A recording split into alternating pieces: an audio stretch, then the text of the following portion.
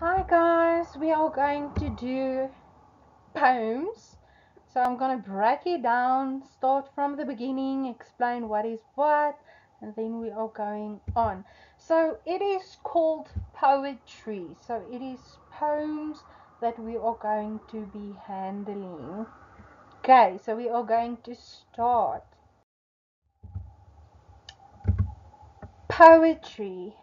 A poem is created by putting words together in an interesting way to express a feeling, create a mental picture, tell a story, or make a sound. So, when you read, you can imagine what it looks like. You can feel how they describe the story. And poetry entertains the ears and the eyes because it sounds so nice when you read it. Your ears are just going cling-a-ling-a-ling. I want to hear what is next. Okay, so it's just words that sounds cool and have a lot of emotions behind it. Okay, so poems can be anywhere. Poems can be found in many places. They are in our reading books and lots of places in and out of school. So it's not always just in school that we use poetry. We can do it while we are sitting at home. Maybe some of us feel sad, some of us are happy. Then you can write it down. You might have a collection of poems in one book, all written by the same author. Author means it's the person who writes the poems. So this book, The Poems for Cheeky Children, is when you have a collection of poems. So we get different parts of poetry. So we get a verse and a stanza. So I'm going to break it up. You are going to see what I mean and how we put it all together. Okay, so a verse usually means a line of poetry, but sometimes means a whole poem as well. So it's not always just to say that if there is one line or two lines that this is the verse. No. If there's no spaces in between the lines, it means this is a verse.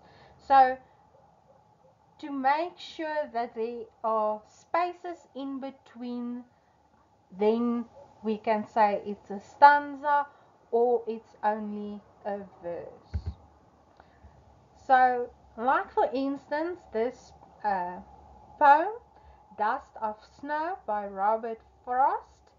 This is only one verse. Can you see that it is underneath each other? There's no spaces in between the lines or in between the sentences. Okay, so it is only called one verse. So let's see how does it sound.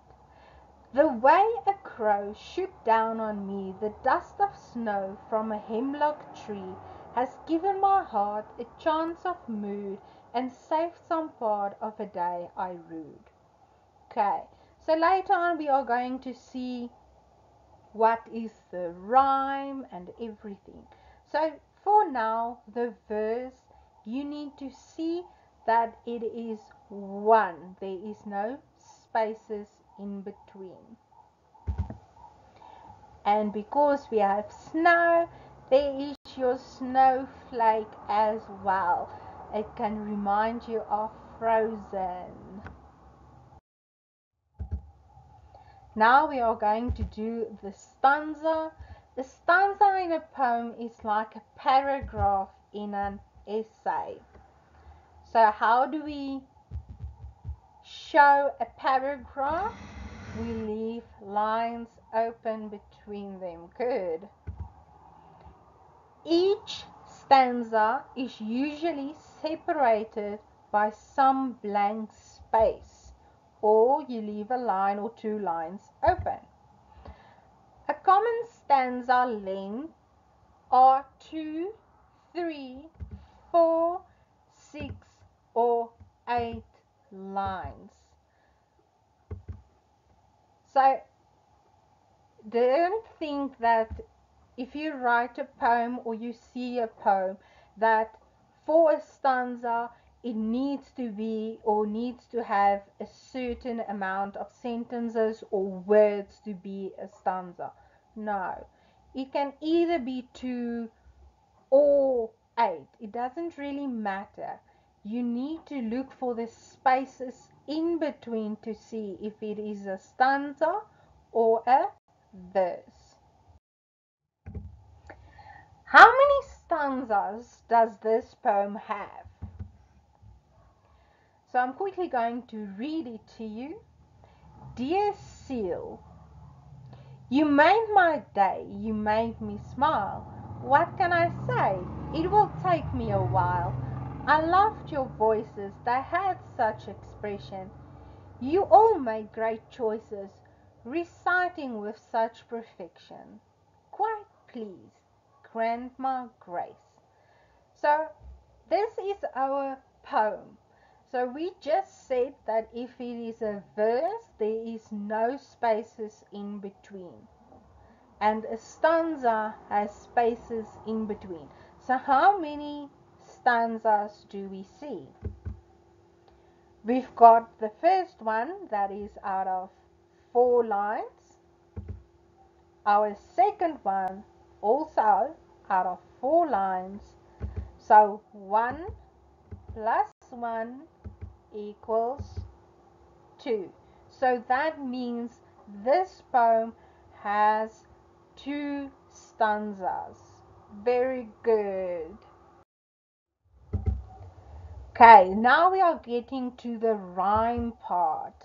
Repetition of end sounds is called rhyme. My dog chewed up my homework. He slobbered on it too.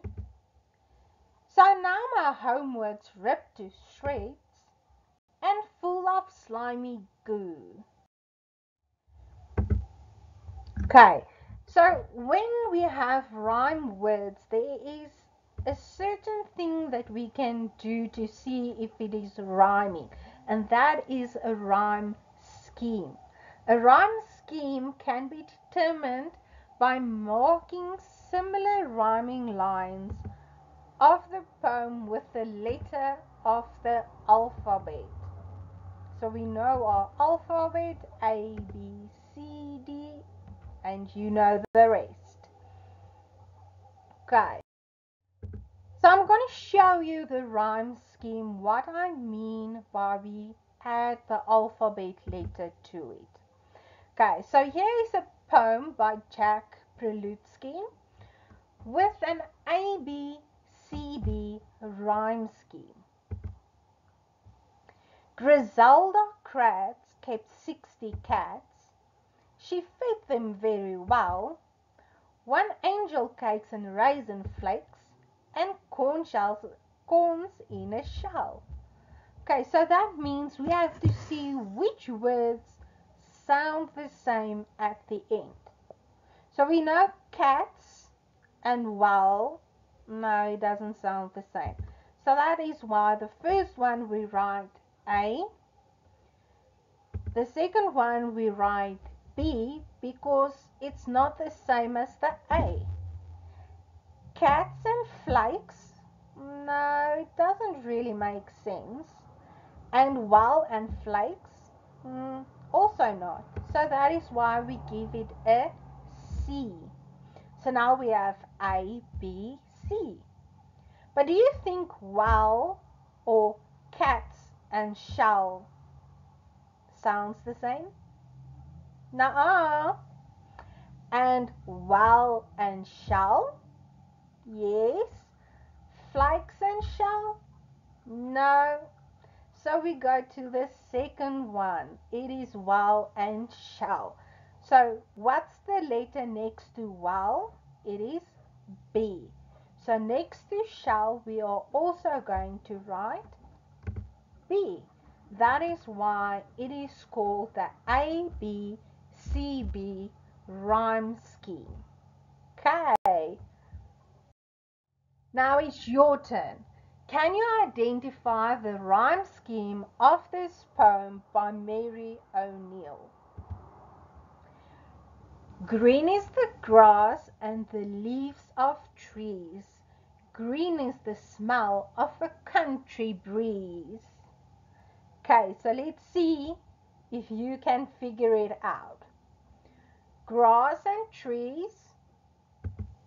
No, not really. So it's A and B. Grass and smell? Trees and smell? No. Grass and breeze? No. Trees and breeze? Yes.